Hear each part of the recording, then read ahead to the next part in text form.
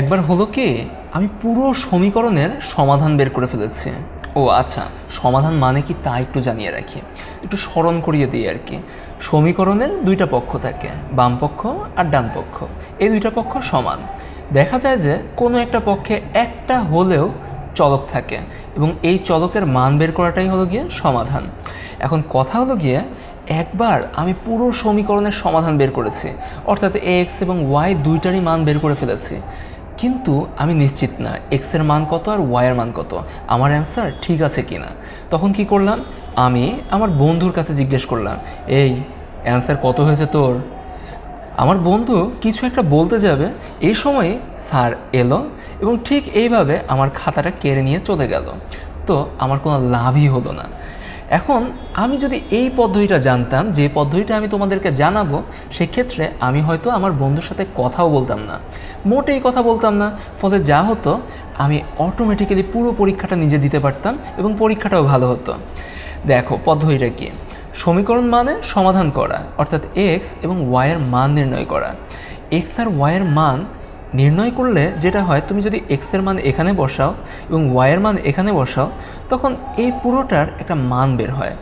এটা হলো গিয়ে লেফট সাইড, বাম পক্ষ। বাম পক্ষের একটা মান বের হবে এবং ডান পক্ষের একটা মান থাকবে। এই দুইটা মান যদি সমান হয়, তার মানে হলো গিয়ে আমার সমীকরণটা ঠিক আছে। যদি সমান না হয়, তার মানে সমীকরণটা ঠিক নাই। আসো আমরা এরকম একটা পদ্ধতি দেখে নেই।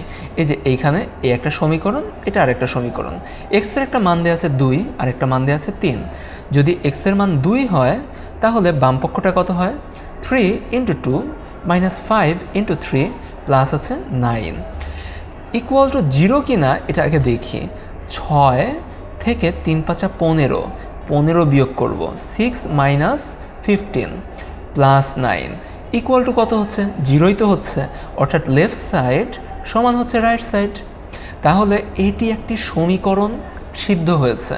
আমি বলতে পারবো, আমি যে সমীকরণের মান দুটো পেয়েছিলাম এক্স এবং ওয়াই, এইটাই রাইট আছে। তাহলে বন্ধুর কাছে কিছু জিজ্ঞেস করার দরকার নেই আর কি। ওকে, দ্বিতীয়বার যেটা, এটা ধরো x = 7 - 2y, y = 2x/3। এক্সের দুইটা মান দেওয়া আছে, একটা 3 আর একটা 4। দেখি না এখানে আমি মানগুলো বসিয়ে কি হচ্ছে। ধরো এখানে মানটা বসালাম, এক্সের মান এসেছে 3, আর এখানে এক্সের মান তো 3 বসিয়েছি, আর এখানে 7 - 2 × 4, 3 ইকুয়াল টু কি 7 - 2 × 4 অর্থাৎ -1। এটা কি সত্য হচ্ছে? হচ্ছে না। তবে দেখো আমি কি করেছি, মাত্র একটা সমীকরণ নিয়েই কাজ করেছি। তোমার করণীয় হবে দুইটা সমীকরণেই দিয়ে দেখা যে কাজ করছে কিনা, হচ্ছে কিনা। সাধারণত একটা দিয়ে কাজ হয়ে যায়, তবে তোমার উচিত দুইটা সমীকরণেই দেখা যে left side equal to right side হচ্ছে কিনা। যদি left side equal to right side হয় আমার পাওয়া এক্স এবং ওয়াইয়ের জন্য, তাহলে আমার সমীকরণ ঠিক আছে। যদি এক্স এবং ওয়াইয়ের জন্য আমার যেটা আজ পেয়েছি সেটার মান দিয়ে left side not equal to right side হয়, তাহলে কি এই সমীকরণটার সমাধানটা ঠিক হয়নি। এখন তোমাদের জন্য কুইজ আছে, তোমরা নিজেরা বের করবা যে এই ক্ষেত্রে সমাধান ঠিক আছে কি ঠিক নেই। ধরা যাক এই ক্ষেত্রে সমাধান তুমি পেয়েছো 2,1। এখন তুমি বলবা যে তুমি এটা নিয়ে আর ঘাটাঘাটি করবা না করবা না, অর্থাৎ সমীকরণ ঠিক আছে না ঠিক নেই। ভিডিওটি পজ করো এবং নিজে চিন্তা করো। আচ্ছা, এখন তোমাকে দেখিয়ে দেই। ধরো ভিডিওতে এখানে সমাধান দেখতে পাচ্ছ 2 এবং 1, অর্থাৎ এক্সের মান 2 এবং ওয়াইয়ের মান 1। এই ক্ষেত্রে তুমি বসিয়ে দাও -7 × 2 + 8 × 1 = 9। আবার 1 যেটা আছে এটা এখানে। এখন দেখো তো এই কথাটা ঠিক আছে কি না। -7 × 2 মানে কত, × 2 মানে হলো গিয়ে -14, এবং এখানে আছে +8। -14 এবং +8 মিলে কত হয়, -6 হয় না। সেই জায়গায় আমি লিখেছি 9। -6 ইকুয়াল টু কি 9 হয়? অবশ্যই না।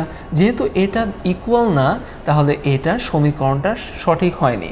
এখন তোমার তাহলে এই সমীকরণটার সমাধান আবার প্রথম থেকে করে দেখতে হবে যে কোথায় তোমার ভুলটা হয়েছে।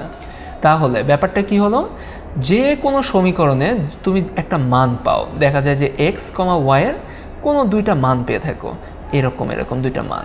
এখন করবা কি, তুমি সমীকরণটা সিদ্ধ সঠিক হয়েছে কিনা তার জন্য সমীকরণের দুইটা পক্ষ থাকে, বাম পক্ষ এবং ডান পক্ষ।